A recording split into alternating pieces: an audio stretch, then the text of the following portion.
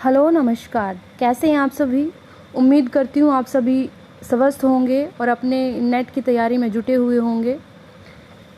दोस्तों, जैसा कि आप सभी जानते हैं, इस चैनल पर हम संस्कृत से नेट करने की तैयारी कर रहे हैं और हम संस्कृत नेट कोड 25 का जो सिलेबस है उसको क्रम से देख रहे हैं। टॉपिक वाइज हम उसको कवर करते चल रहे हैं, बहुत ही विस्तृत रूप से और बहुत ही आसान भाषा में। इससे पहले वीडियो में हमने संहिता साहित्य के अंतर्गत ऋग्वेद संहिता के बारे में जाना था। ऋग्वेद क्या है, ऋक किसे कहते हैं, ऋग्वेद में महत्ता किसकी है, ऋग्वेद के पुरोहित कौन हैं, ऋग्वेद का विभाजन कैसे किया गया है, ऋग्वेद की शाखाएं कितनी हैं, ऋग्वेद के ऋषि कौन से हैं, ऋग्वेद में विषय वस्तु क्या है, ऋग्वेद के ब्राह्मण कौन से हैं, ऋग्वेद से संबंधित आरण्यक ग्रंथ कौन से हैं, उपनिषद कौन से हैं, और ऋग्वेद में कौन से छंदों का प्रयोग हुआ है और ऋग्वेद में किन किन नदियों का वर्णन आया है, आदि आदि। हमने ऋग्वेद संहिता से संबंधित हर उस वस्तु को, हर उस चीज़ को हमने देखा था जिससे संबंधित परीक्षा में प्रश्न पूछे जाते हैं। उसी तरह से आज हम इस वीडियो में यजुर्वेद संहिता के बारे में विस्तृत अध्ययन करेंगे।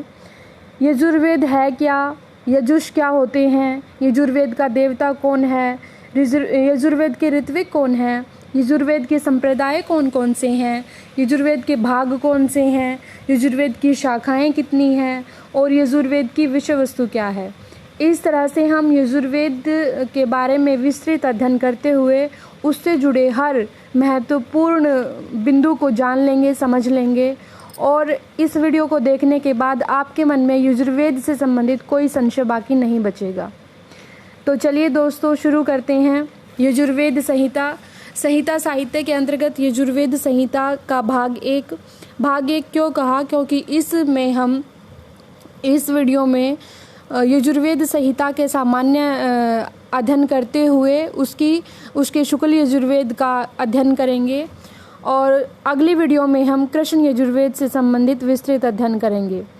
देखिए, मैं इसको अलग अलग वीडियोस में क्यों बना रही हूँ, क्योंकि एक ही वीडियो में बनाने से एक तो वीडियो बहुत लंबा हो जाएगा, दूसरा सारी चीज़ें आपस में मिश्रित हो जाएंगी, आप उनको अलग अलग समझने में समर्थ नहीं हो पाएंगे। और वीडियो को छोटा करने के चक्कर में मैं कुछ चीज़ें हो सकता है छोड़ दूं, उनको शामिल ना करूं, जो कि मैं नहीं चाहती। मैं चाहती हूं एक वीडियो आपको ऐसा मिल जाए जिसको देखने के बाद आपको फिर कहीं और किसी पुस्तक के चक्कर में ना पढ़ना पड़े, आपको सारी चीज़ें एक ही जगह पर मिल जाए। तो इसीलिए मैं अलग अलग भाग बना रही हूँ। वीडियो को ध्यान से देखिएगा, मुझे पूर्ण विश्वास है आपको वीडियो अच्छी लगेगी और यजुर्वेद से संबंधित हर वो तथ्य जो आप जानना चाहते हैं या जो परीक्षा के लिए जो अनिवार्य है वो आप जान जाएंगे। तो चलिए शुरू करते हैं। ओम गुरुवे नमः। चलिए दोस्तों, अच्छा, अगर मैं आपसे पूछूं कि यजुर्वेद संहिता है क्या, हमने जाना था संहिता का मतलब क्या है। संहिता का अर्थ होता है संग्रह। संग्रह किस चीज़ का? अब यजुर्वेद में किस चीज़ का संग्रह है? यजुर्वेद वेद का वह भाग है जिसमें यजुषों का संग्रह है। अब आप कहेंगे कि यजुष क्या होते हैं, यजुष क्या हैं? यजुष का अर्थ समझिए। यजुष जो शब्द है, यज यानी कि यज्ञ करना, धातु में उसी प्रत्यय करने से, अब उसी का बच जाएगा उस, यज में उस जुड़ेगा, यजुष बन जाएगा। इस तरह से यजुष शब्द बना, जिसका अर्थ हुआ ऐसे मंत्र जो यज्ञ करने की दृष्टि से सर्वाधिक उपयोगी हैं। यज्ञ की दृष्टि से जो सबसे ज़्यादा उपयोगी हैं वो यजुष कहलाए।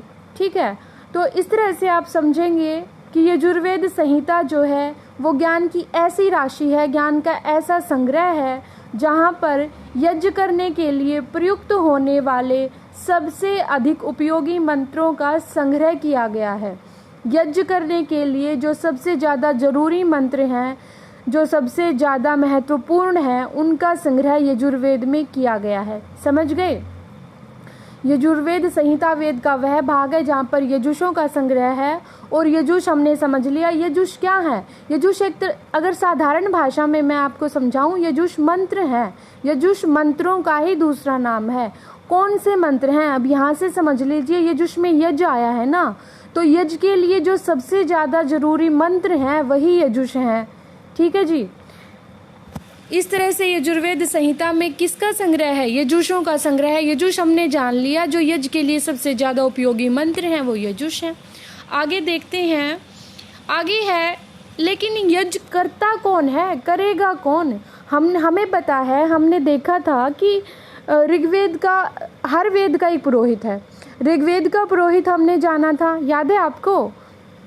ऋग्वेद का पुरोहित होता है। वैसे तो पुरोहितों की संख्या ज़्यादा है, लेकिन मेन 4 ही माने गए हैं चारों वेदों के अनुसार। ऋग्वेद के पुरोहित या ऋत्विक भी कह देते हैं इसको। ऋग्वेद के पुरोहित के बारे में हमने जाना था, उसको होता कहते हैं। होता कौन था? होता वह था जो देवताओं की स्तुति करता था, उनकी अर्चना करता था, उनका आह्वान करता था यज्ञ में। इसी तरह से यहाँ पर यजुर्वेद का भी एक पुरोहित है, यजुर्वेद का भी एक ऋत्विक है। उसको क्या कहते हैं? यजुर्वेद के ऋत्विक को अध्वर्यु कहा जाता है। यजुर्वेद का ऋत्विक कौन है? अध्वर्यु। इसीलिए यजुर्वेद को अध्वर्यु वेद भी कहा जाता है। अगर आपसे पूछ लिया जाए कि किस वेद को अध्वर्यु वेद के नाम से भी जाना जाता है, यजुर्वेद को अध्वर्यु वेद के नाम से भी जाना जाता है। क्यों जाना जाता है? क्योंकि यजुर्वेद का जो होता है, यजुर्वेद का जो पुरोहित है, उसका नाम अध्वर्यु है। ठीक है जी। यजुर्वेद में याज्ञिक विधियों और कर्मकांड की प्रधानता है। देखिए, मैंने पहली वीडियो में भी आपको बताया था, जो चारों वेद है ना, उनमें मतलब जो पहले 3 हैं उनको वेदत्रयी कहा जाता था, और उनमें 3 विषय हैं। वे ऋग्वेद में ज्ञान, यजुर्वेद में कर्म और सामवेद में उपासना। ठीक है जी।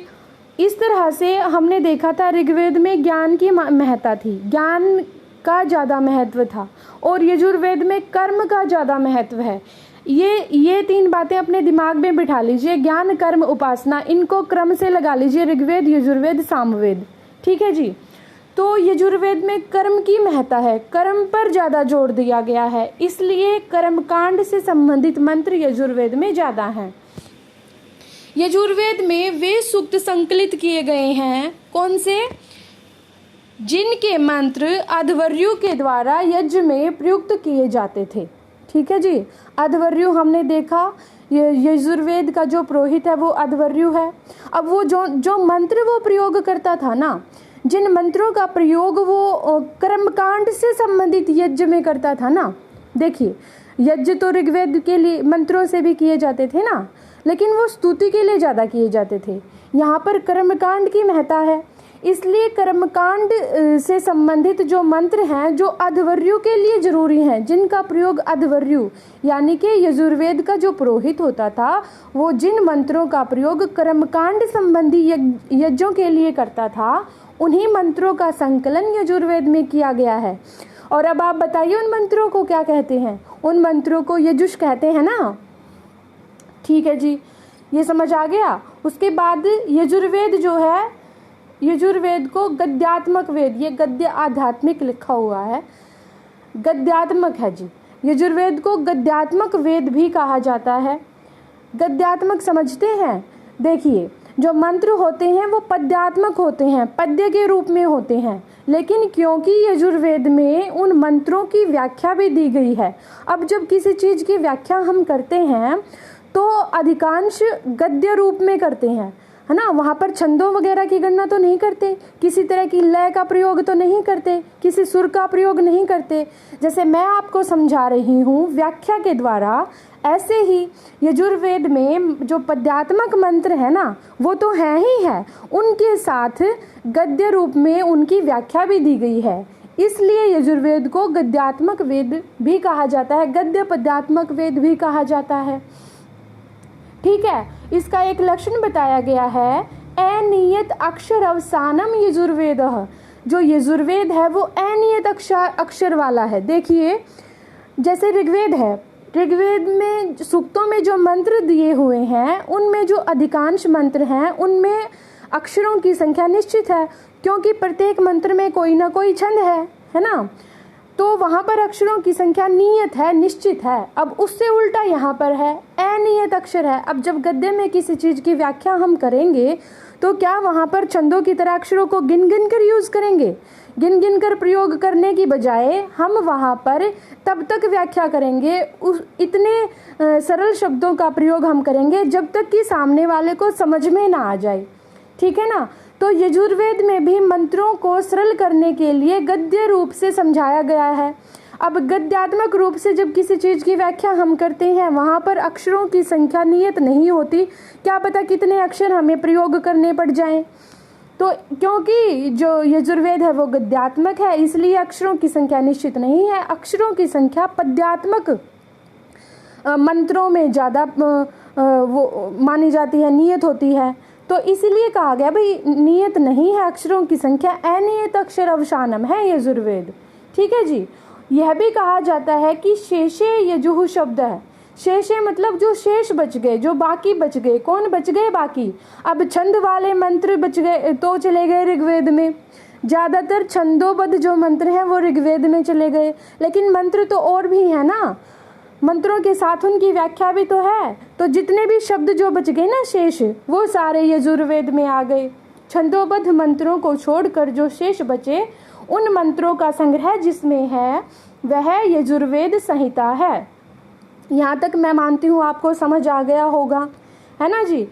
उसके बाद हम देखेंगे यजुर्वेद के संप्रदाय, ठीक है।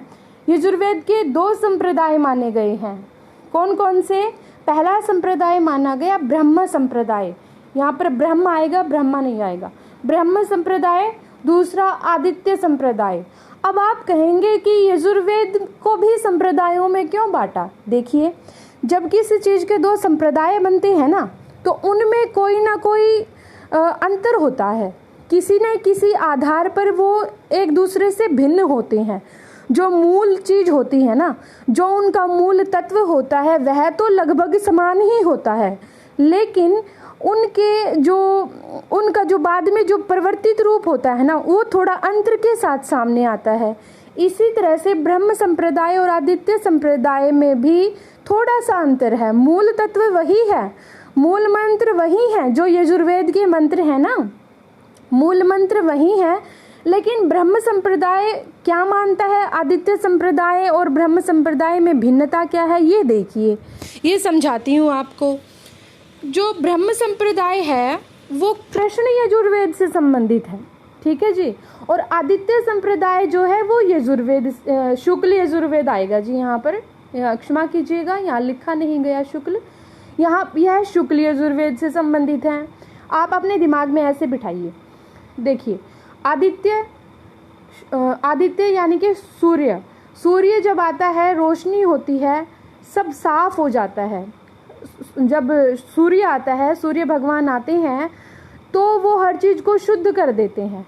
मानते हैं ना, बहुत सारी तरह के कीटाणुओं को भी समाप्त कर देती है उस सूर्य की रोशनी।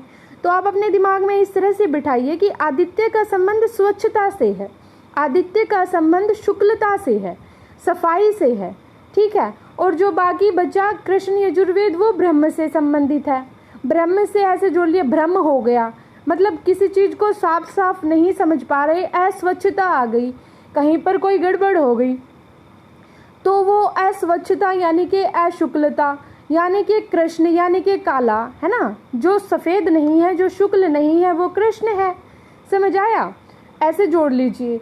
अब जो ब्रह्म संप्रदाय है वो कृष्ण यजुर्वेद से संबंधित है, अस्वच्छता से संबंधित है। इसका मतलब ये बिल्कुल मत मानिएगा कि इसमें गंदगी भरी हुई है, जी नहीं। ये सिर्फ समझाने के लिए, जो संप्रदाय अपने अपने अनुसार जो मानते हैं ना, सिर्फ मैं उसके लिए बता रही हूँ। मैं आपको पहले ही कह चुकी हूँ, जो मूल तत्व है, जो मूल मंत्र हैं वो समान है, उसमें थोड़ा सा अंतर है, बस उस अंतर को जोड़ लीजिए। देखिए, जो ब्रह्म संप्रदाय है उसमें जो पद्यात्मक मंत्र हैं उनके साथ साथ उनकी व्याख्या, उनका विवरण और उनके विनियोग की विधि यानी कि उनको प्रयोग कैसे किया जाए, यह भी गद्यात्मक रूप से विद्यमान है। कहने को तो फिर ये अच्छा हुआ क्योंकि ये अच्छे तरह से समझा रहे हैं, देखिए भाई, मंत्र मंत्र पढ़ने से काम नहीं चलेगा। आप ये भी तो समझिए इनका मतलब क्या है, अर्थात इनका अर्थ भी तो समझिए, इनकी व्याख्या भी तो समझिए। ये बेचारे समझा रहे हैं और इन्हीं को अस्वच्छ बताया जा रहा है।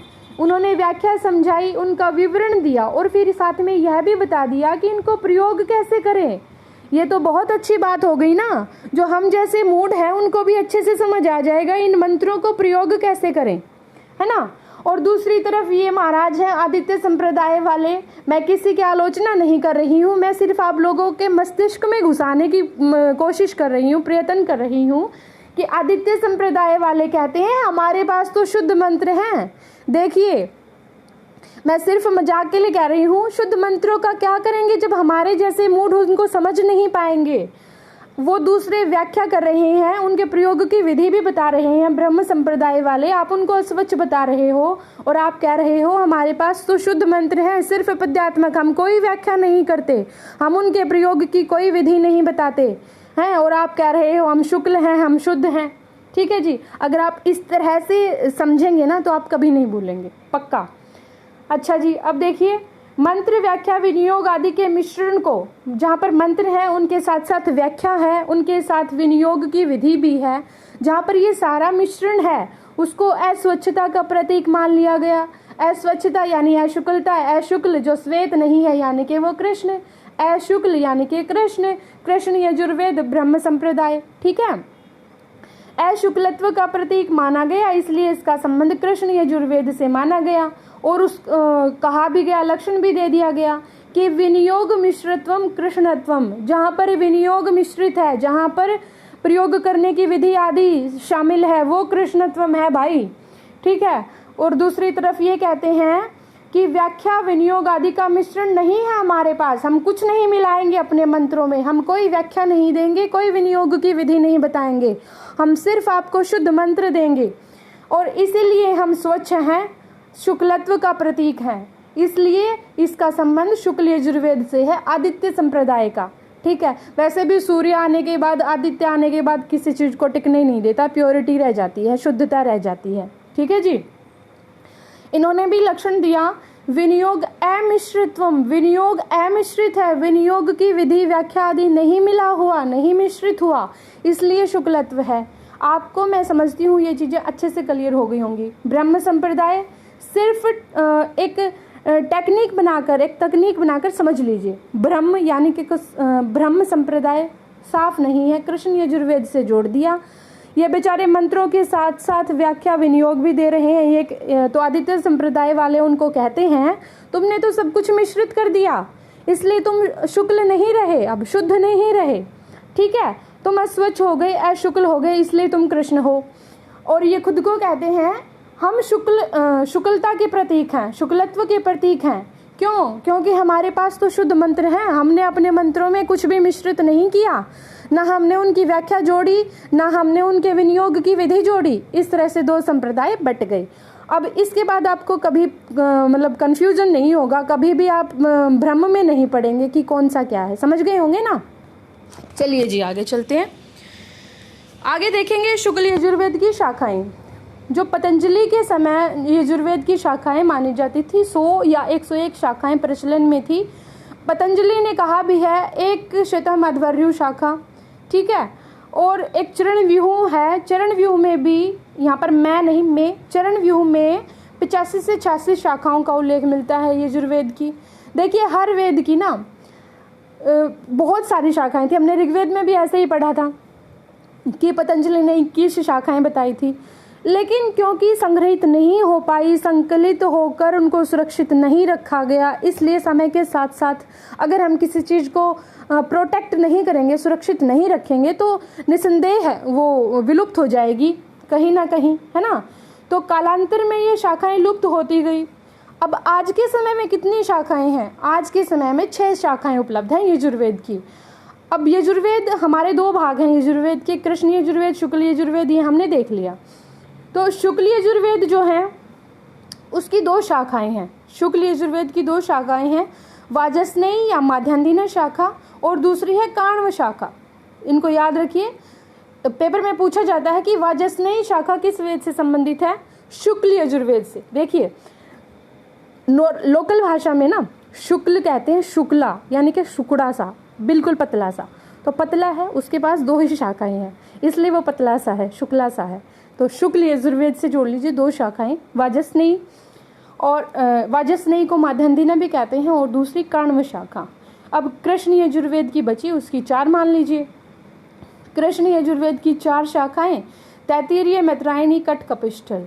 तैत्तिरीय, मैत्रायणी, कठ, कपिष्ठल, ये 4 शाखाएं कृष्ण यजुर्वेद की। मान लीजिए बहुत महत्वपूर्ण है, हमेशा पूछी जाती हैं। ठीक है जी। वर्तमान समय में यजुर्वेद की 6 शाखाएं हैं, 2 शुक्ल यजुर्वेद की, 4 कृष्ण यजुर्वेद की।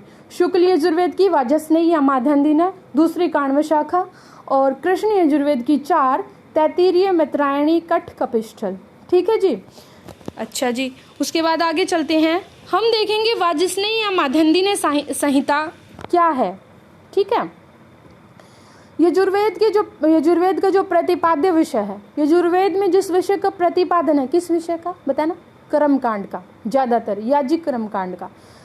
तो उसका जो ज्ञान है ना हमें, वो वाजस्नेयी संहिता के अध्ययन से हो सकता है। अब आप कहेंगे कि जब एक संहिता से इतना ज्ञान हो सकता है, तो जी इतनी सारी संहिताएं, इतनी सारी शाखाओं में क्या है? देखिए, सभी शाखाओं में मूल तत्व वही है। जो मूल है, जो एक मेन बात होती है ना, मूल चीज, मूल तथ्य जिसको यजुर्वेद बताना चाहता है, वो तो वही है। अब शाखाओं में, अलग अलग शाखाओं में अलग अलग तरीके से उन्हीं का विवरण किया गया, उन्हीं की व्याख्या की गई है। ये माना जाता है कि यजुर्वेद, अगर हम वाजस्नेयी संहिता को पढ़ लें ना, वाजस्नेयी या माध्यन्दिना संहिता को पढ़ ले, तो यजुर्वेद का निचोड़ हमें समझ में आ जाएगा। ठीक है। इसीलिए यह शाखा यजुर्वेद की प्रतिनिधि मानी जाती है। इस शाखा में मुख्य रूप से वैदिक कर्मकांड का विवरण है। इसमें 40 अध्याय हैं, 303 अनुवाक हैं, 1975 मंत्र हैं। 40 अध्याय, 303 अनुवाक, 1975 मंत्र। जो पहले 25 अध्याय हैं उनमें महान यज्ञों का वर्णन है, लेकिन 14 अध्याय खिल नाम से प्रसिद्ध होने के कारण अवान्तर युगीन माने जाते हैं। अब आप कहेंगे, कई नहीं समझ पाएंगे दोस्त, उनको समझा रही हूँ। खिल का मतलब होता है जो बाद में जोड़ा जाए। कोई चीज़ पूरी हो चुकी है, लेकिन किसी विद्वान ने उसमें कुछ नया जोड़ दिया, बाद में जोड़ा गया, वो मूल जो प्रति थी, उसकी मूल जो रूप था, उसके बाद जुड़ा वो, इसलिए वो खिल है। कई बार हम उसके लिए परिशिष्ट शब्द का प्रयोग भी करते हैं। इसी कारण ये जो 14 अध्याय माने जाते हैं, ये खिल माने जाते हैं, यानी कि इनको बाद में जोड़ा गया। इसी कारण इनको अवान्तर युगीन, अवान्तर मतलब बाद के युग का माना जाता है। ठीक है जी। इस शाखा का जो 34वां अध्याय है, उसको शिव संकल्प सूक्त कहते हैं। पूछा जाता है पेपर में, शिव संकल्प सूक्त कौन, मतलब किस शाखा का 34वां अध्याय है? वाजस्नेयी या माध्यन्दिना संहिता का शाखा का 34वां अध्याय शिव संकल्प सूक्त है, याद रखिएगा। और जो 40वां अध्याय है वो ईशावास्योपनिषद है। किसका 40वां अध्याय ईशावास्योपनिषद है? शुक्ल यजुर्वेद की वाजस्नेयी या माध्यन्दिना संहिता का 40वां अध्याय ईशावास्योपनिषद है। अच्छा जी। यजुर्वेद की जो माध्यन्दिना शाखा है, यानी कि वाजस्नेयी, उसका प्रचार उत्तर भारत में अधिक है। कहाँ पर अधिक है? उत्तर भारत में। ठीक है जी। तो फिर उत्तर भारत में माध्यन्दिना संहिता उसी तरह यजुर्वेद की पर्याय है, जिस प्रकार शांकर दर्शन वेदांत का। कई बार ना ऐसे समझ लिया जाता है, देखिए, जिसको यजुर्वेद का नहीं पता, ये भी नहीं पता कि यजुर्वेद के 2 भाग भी हैं, यजुर्वेद की बहुत सारी शाखाएं भी हैं। या आप ये समझ लीजिए, जैसे हमने अभी पढ़ा था कि जो माध्यन्दिना संहिता है वो शुक्ल यजुर्वेद की प्रतिनिधि है। सब कुछ है उसमें, जो यजुर्वेद की सारी शाखाओं में फैला हुआ है, विस्तृत है, उनका मूल रूप है वाजस्नेयी संहिता में। तो मतलब वाजस्नेयी संहिता कहते ही दिमाग में, मस्तिष्क में यह नहीं आता कि यह सिर्फ एक संहिता है, एक शाखा है, बल्कि मस्तिष्क में यह आता है कि यजुर्वेद है। ठीक है ना। और उसी तरह से, जिस तरह से जब वेदांत का नाम लेते हैं ना, तो सीधा दिमाग में वेदांत पर बहुत सारे विद्वानों ने लिखा है, बहुत सारे दर्शनों ने लिखा है, लेकिन जब वेदांत का नाम लेते ही जिस तरह से शांकर वेदांत, शांकर भाषा मस्तिष्क में आता है ना, उसी तरह से माध्यन्दिन नाम लेते ही, माध्यन्दिन संहिता का नाम लेते ही, वाजस्नेयी संहिता का नाम लेते ही यजुर्वेद दिमाग में आता है, यजुर्वेद मस्तिष्क में आता है। जैसे माध्यन्दिन संहिता उसी का पर्यायवाची है। जिस तरह से शांकर वेदांत का पर्यायवाची मान लिया जाता है कि वेदांत शांकर वेदांत के अलावा और कुछ खास नहीं बचता वेदांत में, बल्कि शांकर वेदांत जो है, शांकर दर्शन जो है वही वेदांत है, उसी को वेदांत समझ लो। इसी तरह से माना जाता है कि वाजस्नेयी संहिता को अगर पढ़ लिया तो समझ लो यजुर्वेद को पढ़ लिया, यजुर्वेद को जान लिया, फिर कुछ नहीं बचा। यजुर्वेद का मतलब ही माध्यन्दिन संहिता है, इस तरह से समझ लिया जाता है। ठीक है जी। उसके बाद 91 शाखा आती है। 91 शाखा में भी 40 अध्याय, 328 अनुवाक, उसमें 303 थे, 2086 मंत्र, उसमें 1975 थे। इस तरह से जोड़कर देखिएगा, अध्याय 40 अनुवाक उसमें 303, 91 में 328 मंत्र, उसमें 1975, इसमें 2086। ठीक है जी। वर्तमान समय में इसका प्रचार महाराष्ट्र में है। अब आज के समय में 91 शाखा का ज्यादा प्रचार कहाँ पर है? महाराष्ट्र में। लेकिन प्राचीन काल में इस शाखा का प्रचार उत्तर भारत में ज्यादा था। कैसे माने उत्तर भारत में ज्यादा था? क्योंकि इसमें कुरु और पांचालों का उल्लेख मिलता है। अब आप बताइए, क्या कुरुओं का संबंध दक्षिण भारत से है या उत्तर भारत से है? बताइए।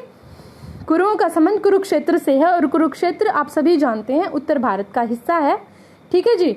कुरु और पांचालों का संबंध उत्तर भारत से है, इसलिए यह सिद्ध करता है कि प्राचीन काल में 91 शाखा का प्रचार उत्तर भारत में रहा है।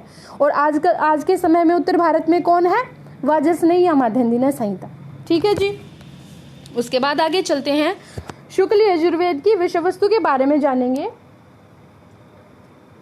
शुक्ल यजुर्वेद की जो विषय वस्तु है, हमने जान लिया कि याज्ञिक कर्मकांड, यज्ञ संबंधी जो कर्मकांड के मंत्र हैं उनसे संबंधित है, हम शुरू से पढ़ते आ रहे हैं। तो अब इसमें 40 अध्याय हैं, हमने जान लिया। अब मोटे मोटे तौर से देख लेते हैं कि अध्याय, अलग अलग अध्याय में क्या क्या है। कई बार यहाँ से भी प्रश्न पूछ सकते हैं, क्योंकि नेट की परीक्षा ऐसा तो है नहीं कि उसका कोई लेवल है। अब इसमें तो आप क्योंकि विशेषज्ञ बनने जा रहे हैं, विशेषज्ञ बन चुके हैं मास्टर डिग्री करने के बाद, तो यहाँ पर आप ये नहीं समझ सकते कि यहाँ से कुछ नहीं पूछा जाएगा। नेट की परीक्षा में कुछ भी पूछा जा सकता है, क्योंकि यह यजुर्वेद से संबंधित है और यजुर्वेद हमारे पाठ्यक्रम का हिस्सा है। ठीक है जी। तो देखते हैं अध्याय 1 और 2 में क्या है। अध्याय 1 और 2 में दर्श और पौर्णमास यज्ञों से संबंधित मंत्र हैं। इन यज्ञों को पूर्णिमा और शुक्ल पक्ष की द्वितीया के दिन किया जाता है। दर्श और पौर्णमास जो यज्ञ हैं, एक तो पूर्णिमा को किए जाते हैं, एक शुक्ल पक्ष की द्वितीया को। शुक्ल पक्ष और कृष्ण पक्ष 2 पक्ष होते हैं। प्रत्येक महीने में, प्रत्येक मास में 2 शुक्ल पक्ष की जो दूसरी तिथि होती है उस दिन किया जाता है, और पूर्णिमा को किया जाता है। उसके बाद अध्याय 3 में क्या है? अध्याय 3 में अग्निहोत्र और चातुर्मास्य से संबंधित मंत्र हैं। ये भी यज्ञ हैं।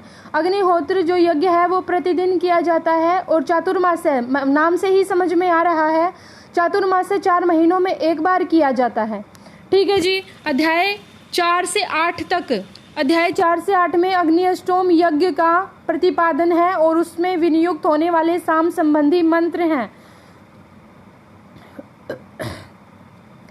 अग्नि अष्टोम यज्ञ में क्या किया जाता है? अग्नि अष्टोम यज्ञ के द्वारा सोम को तैयार किया जाता था। सोम समझते हैं ना, एक प्रकार की औषधि, पेय पदार्थ, उसको तैयार किया जाता था। और प्रातः स्वन, माध्यन्दिन स्वन और अंतिम स्वन, ये 3 प्रकार के स्वन किए जाते थे, आहुतियां दी जाती थी सोम की। अध्याय 9 और 10 में वाजपेय और राजसूय यज्ञों से संबंधित मंत्र हैं। कौन कौन से? वाजपेय और राजसूय यज्ञ। अध्याय 11 से 18 में अग्निचयन याग के मंत्र हैं। अग्निचयन याग के जो मंत्र हैं, इन मंत्रों के पाठ के साथ अग्नि वेदिका स्थापित की जाती थी। ठीक है, जिसमें अग्नि प्रज्वलित की जाती है यज्ञ के समय। इस वेदिका का आकार उड़ते हुए पक्षी के समान होता था। कैसा होता था वेदिका का आकार? उड़ते हुए पक्षी के समान। यजुर्वेद का जो शतरुद्रीय अंश है वो आज भी बहुत प्रचलित है। इसमें रुद्र विषयक आख्यान मिलता है। जो शतरुद्रीय अंश है उसमें भगवान रुद्र की आराधना, भगवान रुद्र की स्तुति, शिव की स्तुति की गई है। यह जो है शुक्ल यजुर्वेद के में 16वें अध्याय से संबंधित है। अध्याय 19 से 21 में सोत्रामणि याग से संबंधित मंत्र हैं। अध्याय 22 से 25 में अश्वमेध यज्ञ के मंत्र हैं। इन मंत्रों में संपूर्ण राष्ट्र को सुखमय, समृद्धिमय और शक्तिशाली बनाने की प्रार्थना की गई है। अध्याय 26 से 29 तक खिल अध्याय नाम से प्रसिद्ध हैं। कौन से नाम से? खिल। और खिल के बारे में मैं आपको पहले बता चुकी हूँ। इनमें विभिन्न विषयों से संबंधित खिल मंत्र हैं। अध्याय 30 में पुरुष मेध के मंत्र हैं। पुरुष मेध में 184 प्रकार के प्राणियों का आलंबन वर्णित है। इसके मंत्रों में समाज के विभिन्न वर्गों की विषय सूची दी गई है। अध्याय 31 में इस अध्याय को पुरुष सूक्त या विष्णु सूक्त भी कहते हैं। पुरुष सूक्त से कुछ दिमाग में आया? पुरुष सूक्त ऋग्वेद का ही पुरुष सूक्त है, लेकिन इसमें 6 नवीन मंत्र यहाँ पर जोड़े गए हैं। अध्याय 32 में विराट पुरुष के दार्शनिक और आध्यात्मिक रूप का वर्णन है। अध्याय 33 में सर्वमेध विषयक मंत्र हैं। अध्याय 34 में इस अध्याय का नाम शिव संकल्प सूक्त है। हमने अभी पढ़ा था 34वां अध्याय शिव संकल्प सूक्त है। अध्याय 35 में पितृमेध का वर्णन है। अध्याय 36 से 38 में प्रवृज्ञ नामक यज्ञ का प्रतिपादन है। अध्याय 39 में अंत्येष्टि से संबंधित मंत्र हैं, दाह संस्कार वगैरह। इस अध्याय को प्रायश्चित अध्याय भी कहा जाता है। अध्याय 40 इस अध्याय को ज्ञान कांड कहा जाता है और ईशावास्य जो उपनिषद है इसी कांड में समाया हुआ है, जो उदात्त विचारों और दार्शनिक चिंतन के कारण आज भी हमारे लिए प्रेरणादायक है। अब जान लीजिए शुक्ल यजुर्वेद के ब्राह्मण। शुक्ल यजुर्वेद का एक ही ब्राह्मण है, शतपथ ब्राह्मण। जब हम ब्राह्मणों को पढ़ेंगे ना तो विस्तृत रूप से इसका अध्ययन करेंगे। इसी तरह से जब हम आरण्यकों को पढ़ेंगे, आरण्यक क्या है, किस वेद के कौन से आरण्यक है, तब हम विस्तृत रूप से इनका अध्ययन करेंगे। यहाँ पर हम सिर्फ नाम जान लेते हैं, क्योंकि एक ही जगह पर जब सारी चीज़ें जोड़ दी जाती हैं तो कुछ पल्ले नहीं पड़ता। ठीक है, यहाँ पर सिर्फ नाम जानेंगे। विस्तृत अध्ययन ब्राह्मण विषय जब हम पढ़ेंगे उसमें करेंगे। शुक्ल यजुर्वेद का जो आरण्यक है वो बृहदारण्यक है। शुक्ल यजुर्वेद के जो उपनिषद हैं वो ईशोपनिषद और बृहदारण्यक उपनिषद है। इस तरह से हमने यजुर्वेद से संबंधित हर चीज़ को अच्छे से समझ लिया, अच्छे से जान लिया। आशा करती हूँ यह वीडियो आपको बहुत मदद करेगा, आपको परीक्षा की तैयारी करने में आपका मददगार होगा, लाभदायक होगा। जुटे रहिए, मेहनत करिए, अपने लक्ष्य को पा जाइए। मेरी शुभकामनाएं हमेशा आपके साथ हैं। इसी शुभकामना के साथ कि आप निसंदेह अपने लक्ष्य तक पहुँचे। भगवान आपको सद्बुद्धि दे। जय तु भारतम, जय माँ सरस्वती।